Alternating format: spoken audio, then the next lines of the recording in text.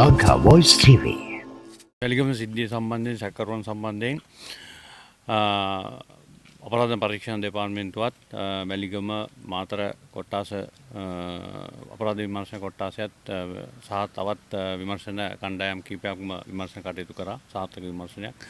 අවසානයේ ඊයේ රාත්‍රියේ අනුරාධපුර දිස්ත්‍රික්කයේ පොතේනගම ප්‍රදේශයේදී අපි මේ කණ්ඩායම වැටලීම් අත්අඩංගුවට ගන්න යම් කණ්ඩායමක් අත්අඩංගුවට ගන්න පුළුවන් වුණා. දැන් උන් අත්අඩංගුවට අරගෙන කොළඹ අපරාධ පරීක්ෂණ දෙපාර්තමේන්තුවට රැගෙන එන ගමන් ඉන්නේ. ඒත් එක්කම එක සැකකරුවෙක් පැන ගියා. ඒ සම්බන්ධයෙන් විමර්ශන කටයුතු ක්‍රියාත්මක වෙලා තියෙනවා. ඉතින් දැනට මම හිතන්නේ ඒ සම්බන්ධයෙන් සාර්ථක විමර්ශනයක් සිදු කරමින් පවතිනවා.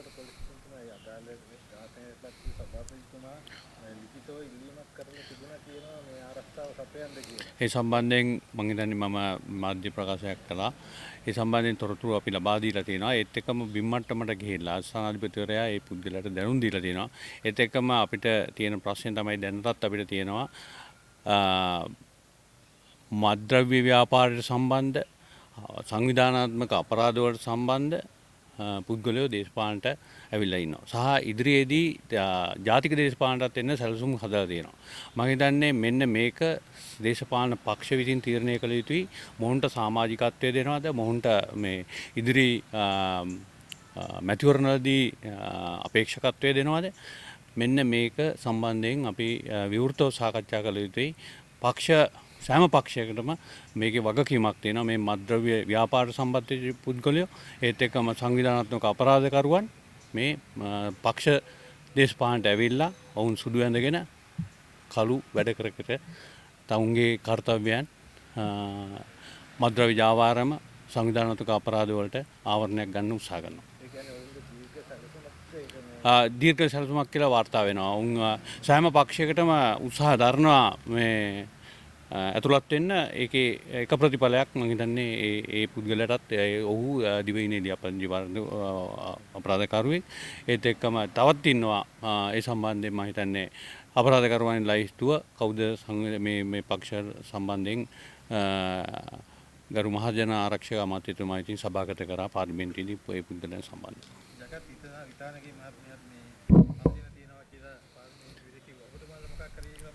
දැනට තාවකාලික ආරක්ෂාවක් ලබා දුන්නා. හැබැයි එතුමාටත් තියෙන්නේ සංවිධානාත්මක අපරාධ වලට යම් සම්බන්ධ පුද්ගලයන්ගේ සහසම්බන්ධකම් හින්දා තමයි තර්ජනය ගොඩනැගිලා ඉන්නේ. අපි විවෘතව මේ විමර්ශනයක් පවත්වනවා. මේ සම්බන්ධයෙන් මොන ආකාරයෙන්ද ඒ ඔවුන්ට තර්ජනය නිර්මාණය වුණේ කියලා.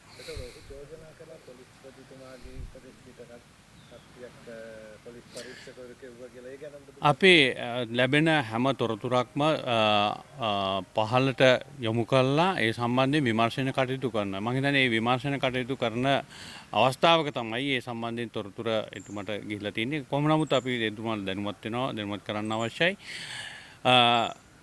මේක මහජන දේශපාලන කරන්න ගිහිල්ලා නෙමේ මේ තර්ජනය මතුවෙන්නේ. යම් කූට ව්‍යාපාරම්කාර පුද්ගලයන් එක්ක සහසම්බන්ධ වුණොත් ඒවැන් නිර්මාණය වෙලා තියෙනවා කියලා දැනට අනාවරණය වෙලා තියෙනවා. Lanka Voice TV.